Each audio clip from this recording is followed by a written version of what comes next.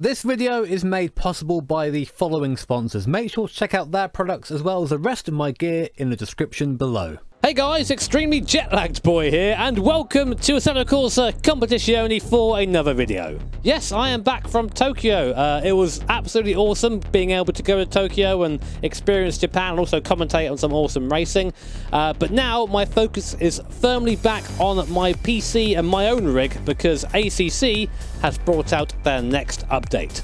In this new update, Kudos have included the Misano circuit, which is actually a very fun GT circuit, perhaps best known for bike racing though, and also my favourite boat, the Bentley Continental GT. Now I'm very much looking forward to see how the Bentley handles compared to the Lamborghini because it's quite different. I mean, firstly it is a brick on wheels, and secondly it is of an FR layout, meaning the engine is in the front and not MR like the Lamborghini where the engine is behind the driver. Anyway though, I am eager to get started. I haven't sim raced in over a week, and for me that is an eternity, so let's go see how this new Bentley Continental GT3 handles the track here at Misano. So rolling start then on the grid. You can see I've amended my view somewhat from last time to give a bit of a more realistic view from my perspective anyway. Rolling start around the last corner, wait for the green light, and there it is, foot down for 10 minutes here at Misano. Kind of locked on the outside already, going to try and move into the middle of the circuit for this first chicane. A right-left. AI in front gets a little bit sideways, so we'll try and avoid that. Trying to run into the back of this Ferrari Eva. This Bentley is a big boy, so I'm trying not to ram into anyone. Now for this another double right hand, a little bit tricky through here. You have to slow the car right down, really leaning on that ABS through that section. Car on my outside turning in, there's a Ferrari there. Not quite flat through here, little brush of the brake and then back on again. Just checking in my virtual mirror, see if we can get past this Ferrari now. Fast part of the track into a big braking zone here, down to second gear. Again, using that ABS, trying to be a bit more consistent on the brake pedal. It's been a while since I've driven, and even a week or so can get me into bad habits if I don't address them. Oh, Ferrari there, I didn't see him. Long right-hander now. Ferrari looking to come onto the inside. I'm going to have to try and keep him there. I did, nice. And now onto the back straight. I say that because there's a couple of curves coming up and they're very fun and very fast in this car. Up to fifth gear. We don't quite take sixth in this. Ferrari's slow. I can't really go up the inside there, otherwise I might end up causing some sort of massive old crash. Awkward braking as we try and slow the car down for this corner. It really comes back on itself a little bit. And now we've almost completed the lap. Again, just a brush of the brake through here, not quite flat, need a bit of downforce for that. Into the last corner. And that's a lap here at Misano completed. And you're probably wondering, Jimmy, how does the Bentley feel? Well, you probably know that already because everyone else has done a video on this car track combination by now. But I have to say, it is an absolutely fantastic step forward. Of course, I know this car would handle differently from the Lamborghini. I would be very surprised if it didn't. This car just feels a lot more secure. It feels like it has some weight to it, and you might remember in my first impressions video of ACC where I spoke about the Lamborghini at the Nürburgring that I said the force feedback needed a bit of work, and I feel like that work has been done and implemented into this version of ACC. A lot more detail in the ball than we had before, and this is much more comparable to the GT3s that are currently in Assetto Corsa. So take a bit of a lunge up the inside, have a little bit of a contact with Ferrari. Sorry mate, just getting into the GT3 spirit. It's always a little bit scary when that happens because you see it happening from a long way back, and so much you can do about it apart from just plough into the side of him. I'm surprised I didn't go through him there in the almighty Bentley, but obviously not carrying enough speed. Got the speed out of that hairpin though, past the Kessel Racing Ferrari. GG. Oh, a little bit of contact as he turns into me to try and look for the apex. He's still there on the outside. Still there. Oh, Jesus. Just about got the big boy turned in there. The rear end snapped, but kind of used it to turn a little bit. And that gets me on to my next subject about the comparison between this and the Lamborghini. Lamborghini feels like it wants to kill you a lot. This is a lot more stable. I am using the somewhat stable setup though in ACC, which I kind of like in this car actually.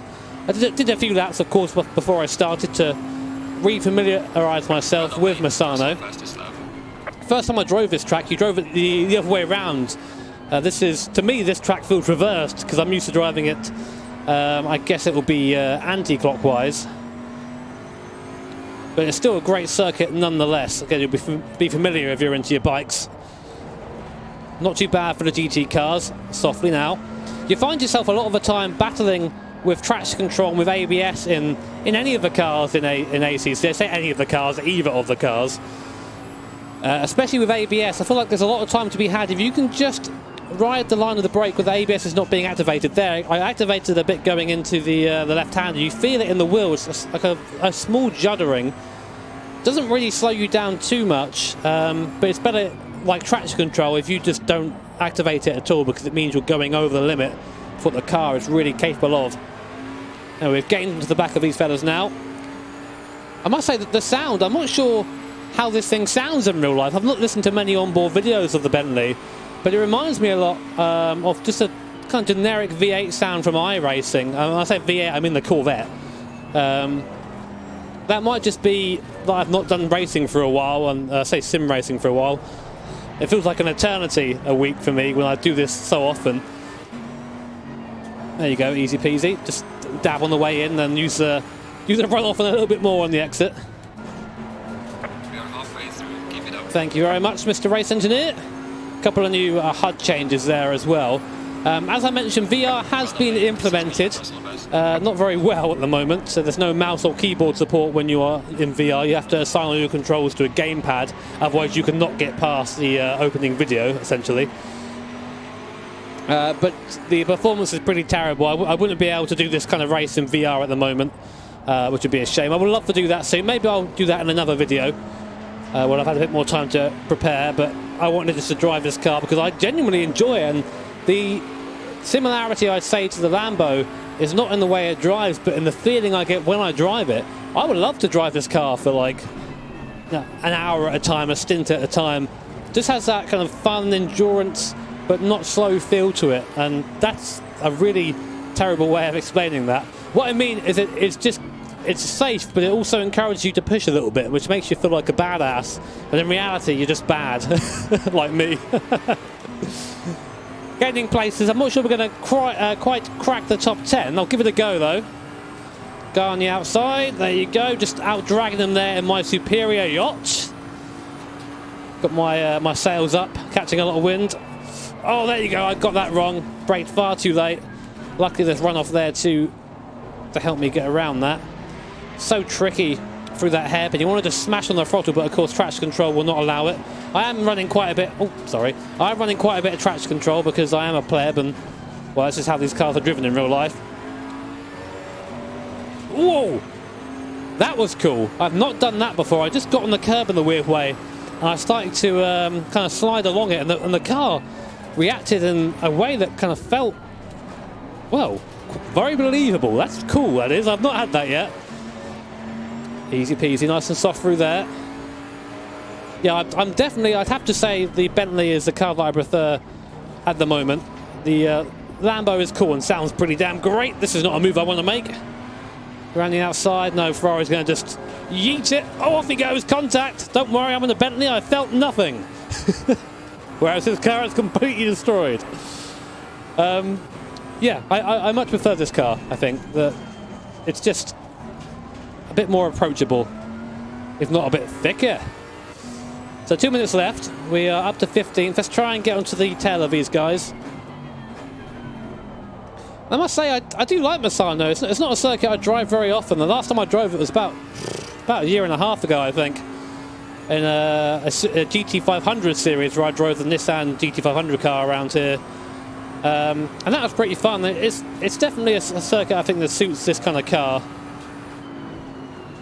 Oh my, oh my, oh my, oh my. Just making it.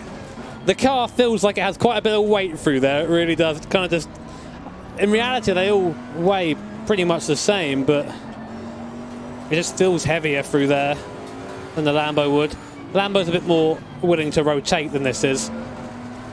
That's primarily due to the drivetrain, but that's a really cool thing. It's cool that we can identify that in the steering feel and the physics.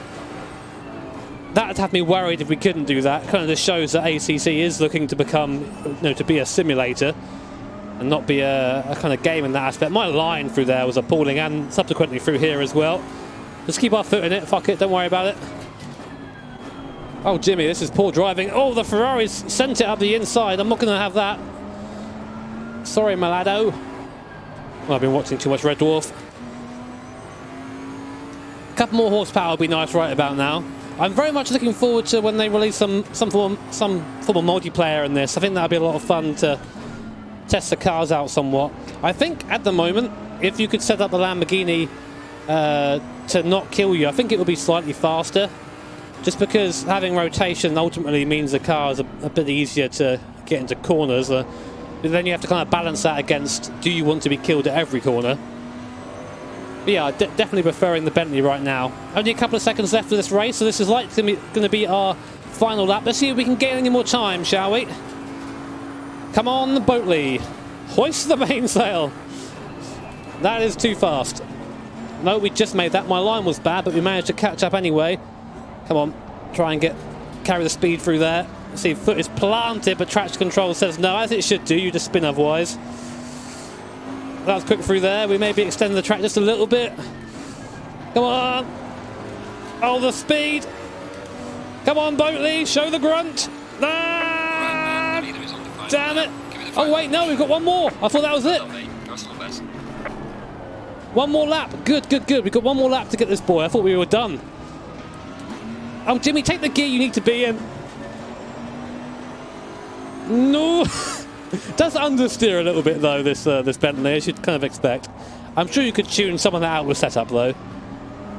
It is important to note that I am using the baseline because it's kind of a nice indicator of how the car would handle if the devs had the opportunity to set it up, I think.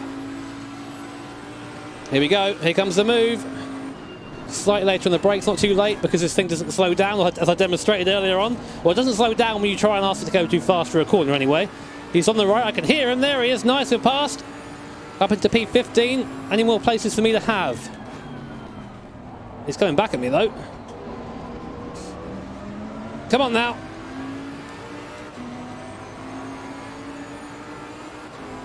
Schnell. These guys are going side by side. That's going to slow him down. Oh, what's that guy doing?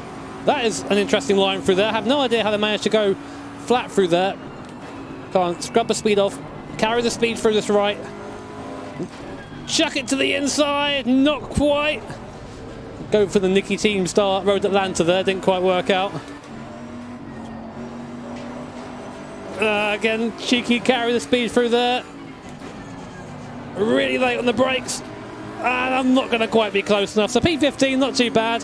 AI felt pretty good there. They weren't too bad at any part of a circuit, apart maybe on lap one. They were a little bit scary around each other, but a really good improvement there. I'm not sure there are some other tweaks to the force feedback as well in this, but it just feels a lot more like a car this time. It felt good before, don't get me wrong, but it felt even better in this video. But guys, if you enjoyed my insight or my look at the Bentley, feel free to hit that like button. If you really enjoyed it, hit subscribe to be notified of future videos. And as always, a massive thank you to my sponsors and to my patrons, and to also briefly just explain and I guess apologise for the lack of videos and streams. I'm going to be quite busy during this month in October. I have quite a few events that I'm doing outside of YouTube, so there might not be as much content as we're used to, but whenever I'm home, I'll do my best to stream and get videos out for you guys, because YouTube is still my passion. I love it very much, and I want to be able to keep doing that, you know. So yes, hopefully that explains some things. I'm going to go before I start rambling. Take care, have an awesome day. I'll see you all next time.